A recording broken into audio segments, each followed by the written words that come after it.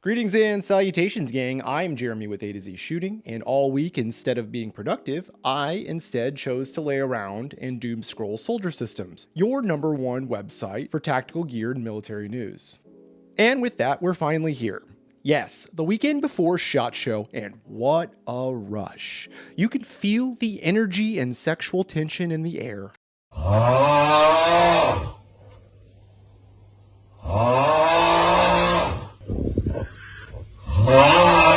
Yes, some of these items have literally got me feeling like that. Now, there's a ton of stuff that drops before SHOT, and to keep this video short and simple, I'm not going to go super in-depth on everything, just the important stuff.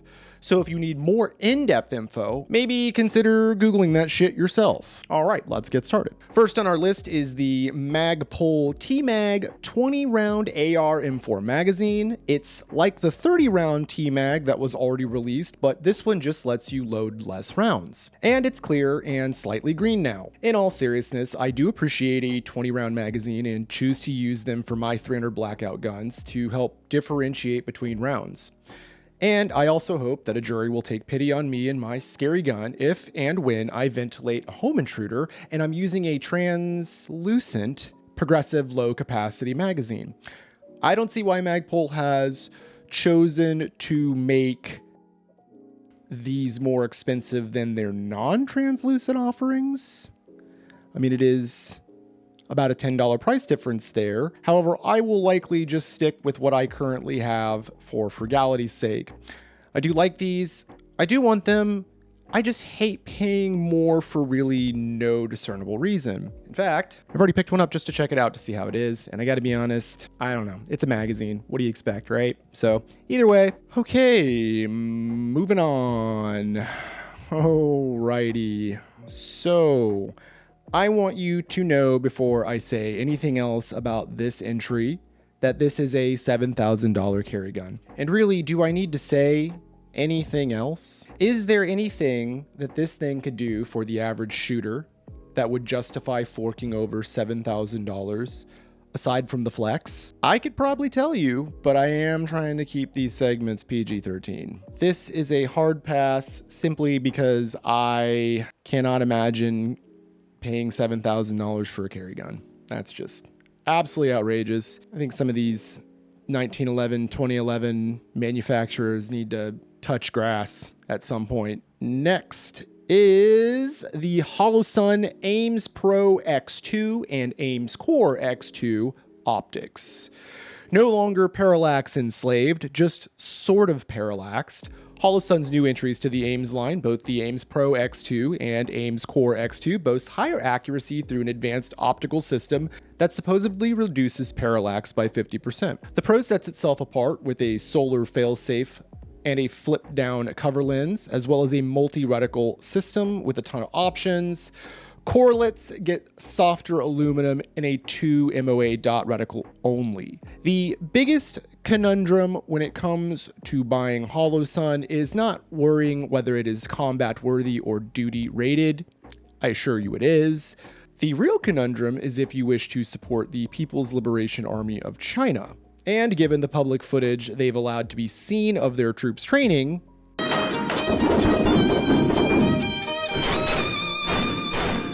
Lord knows they need it. These are cool, but I cannot imagine replacing my Aimpoint, Vortex, Arkin, EOTech, etc. stuff.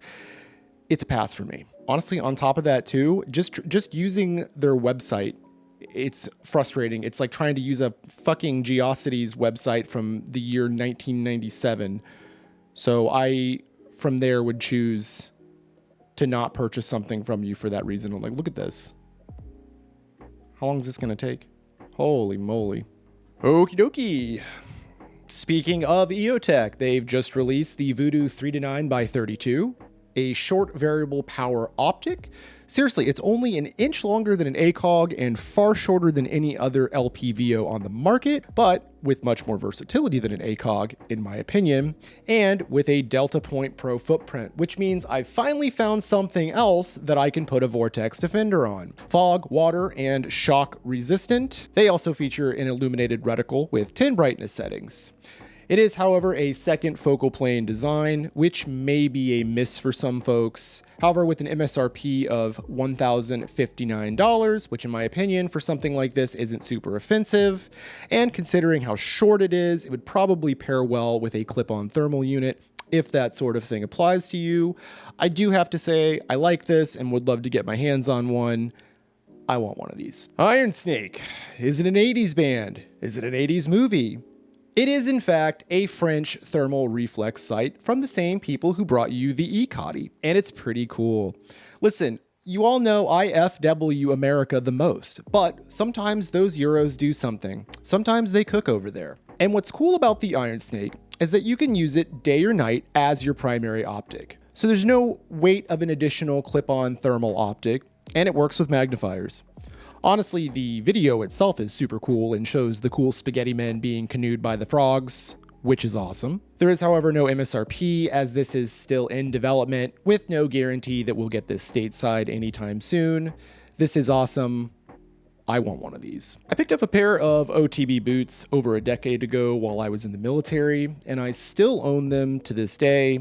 And while I don't wear them anymore for anything serious, because they were the best and comfiest combat boots I've ever owned, I don't have the heart to throw them away. And I'm a little bit of a hoarder as well.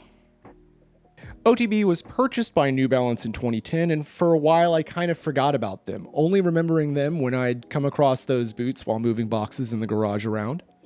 This year, however, they've announced a whole new line of high-quality footwear, low-vis boots for the gray man, as well as some that you can wear while serving your country. Maybe it's nostalgia, maybe it's quality, maybe it's Maybelline, maybe I want a pair of these.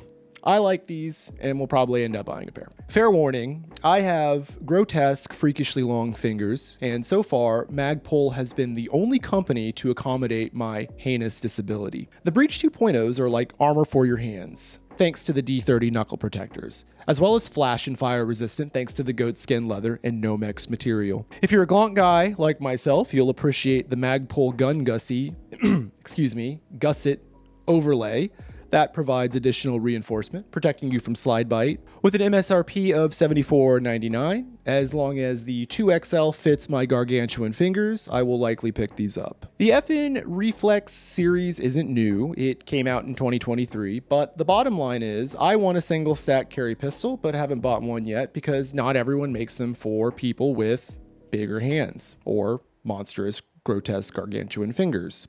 SIG, Glock, Springfield, Kimber, there's just no shortage of thin, compact carry handguns, but only a few make them for full-sized hands, so I appreciate FN giving me another option to mull over. Cold hammer forged barrel, single action-only trigger, optics-ready capability that works with Shield RMS-C or Hollow Sun 507K footprints, as well as Glock 43 MOS rail accessories, with an MSRP of $719 bare bones stock. This is a solid option that has my attention, and I do like this. Starting out with an MSRP of between $24.99 and $26.99, you would have had to have been selling plasma for the last 2 years to hope to afford one of these in January when they release. The new Gucci hotness, you would best believe these are going to be the new range status symbol moving into 2025. Are they worth it? I don't know. Ask Ben Stoger. But whether or not you buy into the hype, make no mistake, the Staccato HD is a fine pistol. Even better now, they all take Glock magazines. That's right. Fully ambidextrous, dual slide release levers, forward thumb index ports, and a swappable magazine release. The Update Host optic mounting system allows direct to slide mounting for all of your red dots, a 4-inch barrel and a full-size grip. Count me in. I want this, however, I unfortunately just started selling plasma, so I'll have to wait for the next year model to come out. My family and I have our own holiday tradition in which we buy a ton of 511 stuff during their Christmas sale for everyone in the family. It's great, seriously. Last Christmas, I bought an entire wardrobe for my son, shoes for my daughter, a ton of super cute things for my wife that make her butt look great, and of course, some treats for myself. I love 511. And as a business professional by day, I'm super excited to be able to incorporate more of their quality clothing in my day-to-day life. Now I get to be the gray man while on a Teams call with a client without them ever knowing. Coming in at somewhere between $160 and $194, which for blazers is relatively competitive. I only hope we get some Founder's Pants to complete the set. Magpul has finally maybe done it. Magpul and Zev could be bringing the FMG9 to market, but this time as the FDP. In a race to be the B&T Big White, the FDP is supposedly ready for sale this quarter. For only $16.99, us millennials can LARP OG Modern Warfare at the range. And the rich boys can buy two and shoot them akimbo. I want one, but not seriously enough, like seriously enough to pay money for one, but would obviously take one if it was given to me. This is something that has been in production for a long time, and I'm excited to see it come to release finally for that reason. But aside from that, it's LARP novelty gear that I just don't personally want to spend money on. It's going to be a pass for me. Okay, I do not own a SCAR, nor do I own any guns with a binary trigger, but anecdotally, I have shot both separately. I've also shot real machine guns, so my opinion of both is that they're both a novelty. However, the powers that be have decided that one of those options is not meant for you and I, and the other is in a constant gray area legal battle. And for those reasons alone, I support Franklin Armory binary triggers. These are a novelty, but for some, they're the closest they'll ever get to the full auto experience, which again, while is a novelty, is extremely fun and admittedly cool. I do not personally want one of these, but I believe they should be freely available for folks to enjoy.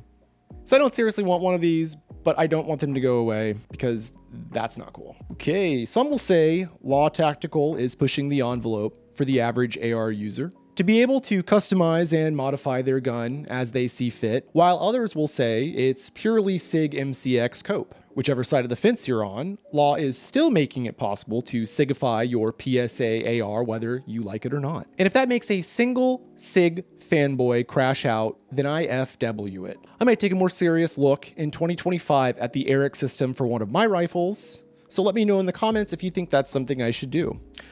I know the system's pricey, but damn it, I want this. I like side folders. This is definitely a want for me. Okay.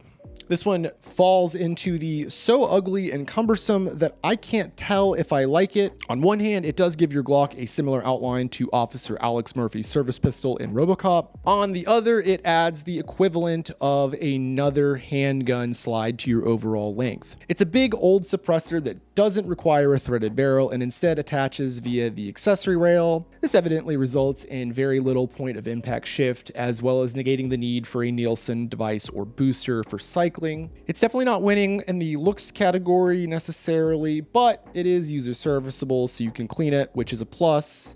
Available for Glock 17 and 19 Gens 3 through 5, as well as the HK VP9 with an MSRP of $750 plus tax stamp.